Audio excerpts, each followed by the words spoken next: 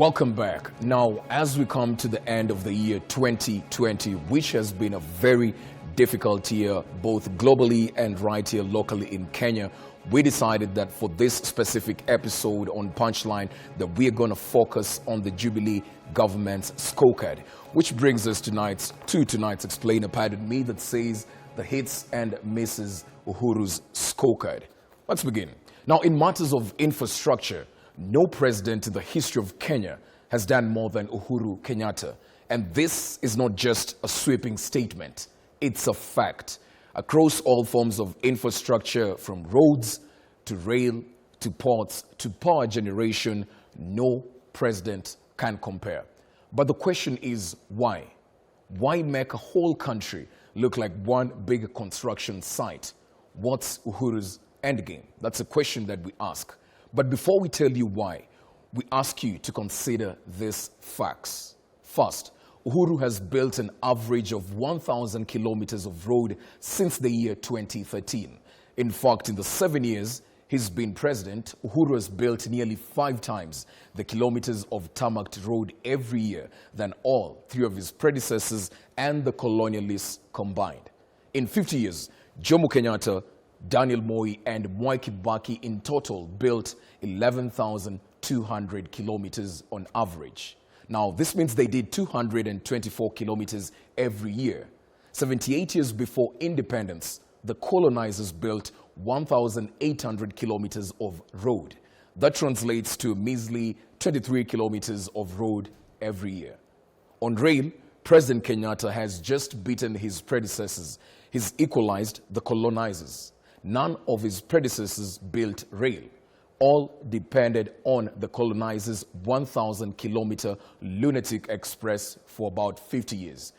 But in only 7 years, Uhuru has built a 600-kilometer modern SJ with over 13 modern stations and a new modern rolling stock.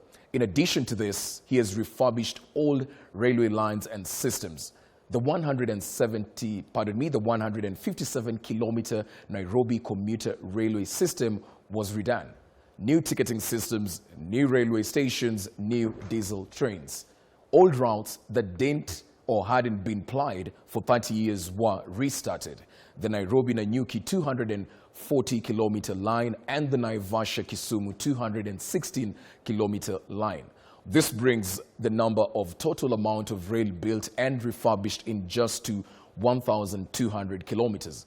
This means in just 7 years, he has more than doubled the kilometers of rail built more than 128 years ago.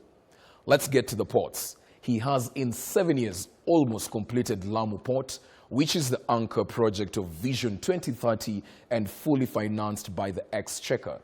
Port of Bombasa's capacity has also been doubled to take up 37 million metric tons of cargo, up from handling 22 million metric tons in 2013. A brand new dry port in Naivasha, servicing Uganda and South Sudan, and newly refurbished port of Kisumu after 30 years of being moribund are also new entries. On power generation, Uhuru in 7 years has doubled Kenya's electricity grid.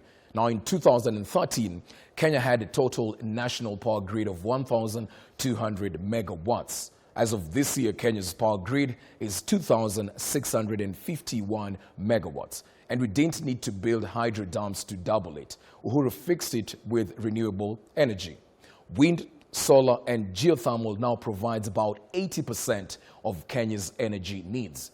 Because of this, Kenya now has the highest electricity access rate in East Africa. Total access stands at about 75%. So what does all this boom in infrastructure mean for Kenya? The end game is maintaining economic domination of East and Central Africa. And we say this because it's not just Kenya building infrastructure. Our neighbors too are building, and trust me, they are building big time. Now, Ethiopia, for instance, has built a new SGR railway all the way from Djibouti to Addis Ababa. They have also built a $4.8 billion massive Renaissance dam that will feed Eastern Africa with electric power. They have built a massive mass transit tram system in Addis Ababa. They are building export processing zones across Ethiopia to attract foreign manufacturing investment. The list is endless. Tanzania, too, is building a new SGR connecting its Indian Ocean port to Central Africa. It's building pipelines to evacuate crude oil from Uganda. It's building natural gas infrastructure to power its economy and export to the world. And just like Kenya, it has invested in increasing the capacity of its ports. But Kenya has the most to lose if it doesn't build infrastructural linkages. And this is because of two reasons. The first one, Kenya is competing with Tanzania for the dominance on who serves the three landlocked East African countries, that is Uganda, Rwanda, and Kenya. Kenya is Uganda's biggest trading partner in EAC with the value of goods traded totaling $1.1 billion. Kenya is the largest African nation investor in Uganda with a footprint of over 500 companies employing over 35,000 Tanzanians. The trade volume with Tanzania is slightly over $400 million. But most importantly, the port of Mombasa does more trade, 65% across East and Central Africa, than the port of Dar es Salaam, which handles about 35%.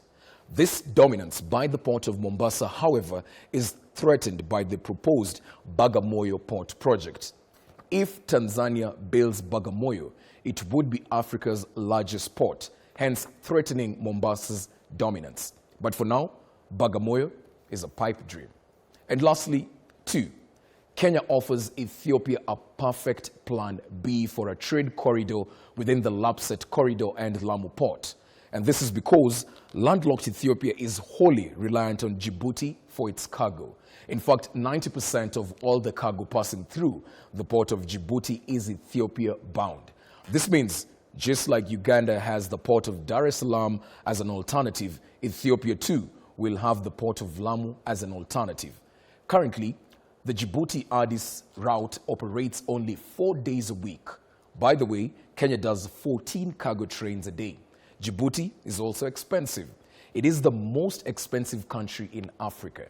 And for good measure, Kenya exports more, $65 million worth of goods to Ethiopia than Ethiopia exports to Kenya, which is about $50 million worth of goods.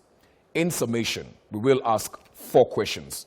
1, the question should therefore be, who would want to lose such an advantage?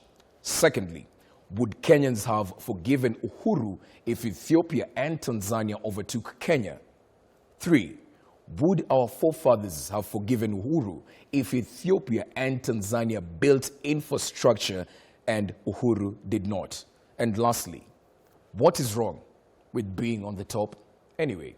Which I believe is the most important question. What is wrong with being at the top? Food for thought right there. It's time for us to take a break, but do stay with us after that break.